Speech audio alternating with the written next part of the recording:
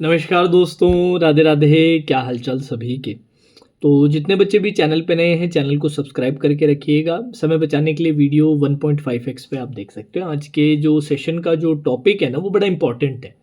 बहुत सारे बच्चों को इस बारे में पता नहीं चलता है, या पता नहीं रहता है।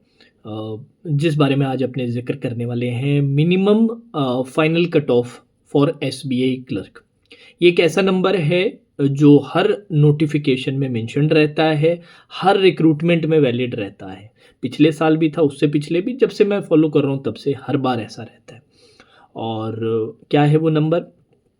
देखिए, एसबीआई क्लर्क पर ही आपका क्वालिफाइंग इन नेचर होता है, उसके नंबर जुड़ते नहीं है फाइनल मेरिट में। मेरिट में सिर्फ जुड़ते हैं मेंस के नंबर। मेंस आपका होता है 200 मार्क्स का।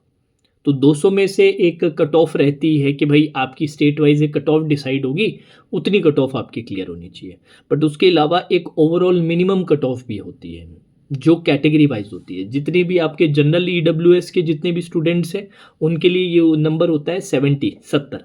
200 में से 70 से अगर आपके कम नंबर है ना, तो आपका वेट लिस्ट में भी नाम नहीं आएगा, चाहे वो वैकेंसीज खाली चली जाएंगी। तभी आप देख रहे हो ना, इस साल बैकलॉग इतनी सारी वैकेंसीज आ रखी है।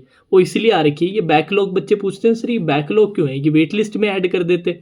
जैसे कि अगर आप चेक करेंगे नोटिफिकेशन में, आप जाके चेक कीजिए, रेगुलर वैकेंसीज लिखी हुई है, साइड में बैकलॉग भी, और बैकलॉग भी खूब सारी वैकेंसीज है, 600 प्लस बैकलॉग वैकेंसीज है।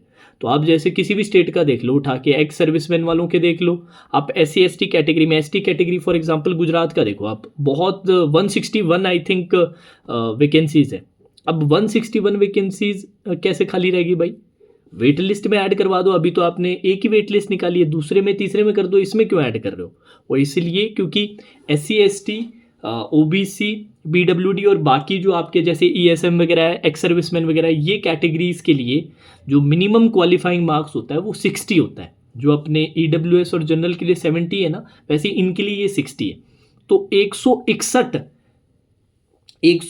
इसलिए हो गए क्योंकि इसके अलावा जितने भी बच्चे थे उन सब के 60 से कम थे। सिर्फ इनिशियल वैकेंसीज के इतने ही भर पाए, बाकी 161 जो लोग इनको चाहिए थे वो मिल ही नहीं पाए, क्योंकि उसके बाद के जितने भी बच्चे थे इस ST, जैसे फॉर एग्जांपल गुजरात के ST कैटेगरी का अपने ले रहे हैं, अहमदाबाद सर्कल का, इसके बाद जितने भी इनको बच्चे मिले वो सब के सब 60 से कम ही थे, इसलिए वो बैकलॉग रहेगी और अब वो इसमें जाके ऐड होगी। समझ रहे हैं आप मेरे पॉइंट को? तो इम्पॉर्टेंट क्या है इसमें नोट करने वाली चीज़? सबसे पहले अपने जनरल EWS के लिए 70 मार्क्स का मिनिमम रहता है, और बाकी जो आपके SC ST हो गया, OBC नॉन क्रीमिलियर हो गया, आपके PWBD हो गया, एक्स सर्विसमैन हो गए, इन सब के लिए क्या रहता है? इनके लिए 60 मार्क्स का रहता है आउट ऑफ 200। अगर इससे आपका कम है तो आप भूल जाइए कि आपका वेट लिस्ट में भी होगा। मेरी पिछले साल एक स्टूडेंट थी आसाम से, उसने भरा था बहुत कम, मतलब उसका 69 पॉइंट समथिंग कुछ मार्क्स आए थे। फर्स्ट वेट लिस्ट में आसाम की जो फर्स्ट वेट लिस्ट का कट ऑफ था, सीधा 70 पॉइंट करके कुछ पहुंच गया था। अगली सेकंड वेट लिस्ट में उसका नाम आना चाहिए था, बट सेकंड वेट लिस्ट में किसी का नाम नहीं आया। क्यों? क्योंकि उसके बाद जो कैंडिडेट थे उसके जैसे कैंडिडेट थे जिनके 70 से कम थे, तो वो बैकलॉग की तरह रहेगी मोस्ट प्रोबेबली, शायद मुझे ऐसा लगता है। तो ये मिनिमम आपकी रहती है, और ये बैकलॉग वैकेंसीज की भी कहानी है। काफ़ी बच्चे पूछ रहे थे सर ये बैकलॉग वैकेंसी क्या होती है? ये बैकलॉग वैकेंसी, जैसे मान लो मुझे 5 वैकेंसी भरनी है, बट 3 ही मेरे पास ऐसे बच्चे हैं जो मिनिमम कट ऑफ क्लियर कर रहे हैं, बाकी 2 मिनिमम कट ऑफ भी क्लियर नहीं कर पाए, तो उनको मैं वेट लिस्ट में भी मैं इनको नहीं ले सकता हूँ।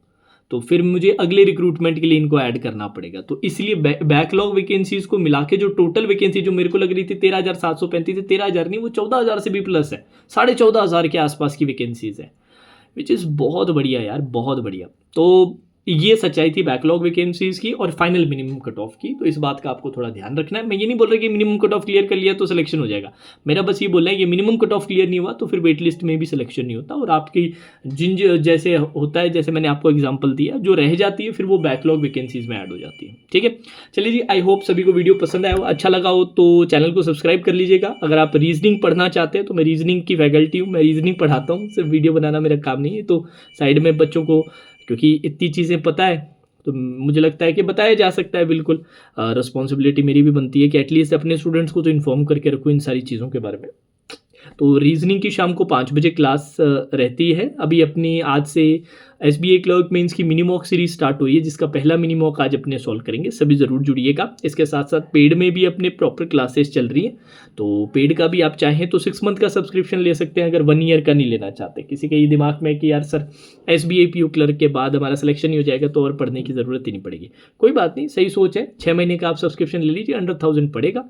साइट और जो ऐप है उसका लिंक नीचे डिस्क्रिप्शन में आपको मिल जाएगा। अभी 10% ऑफ भी चल रहा है, तो उसका डिस्काउंट भी मिल जाएगा, ठीक है। और परचेस करने के बाद आप मेरी टेलीग्राम ID पे मैसेज कर दीजिएगा, मैं प्रॉपर तरीके से गाइड कर दूंगा। Now this all for today session. Radhe Radhe, take care.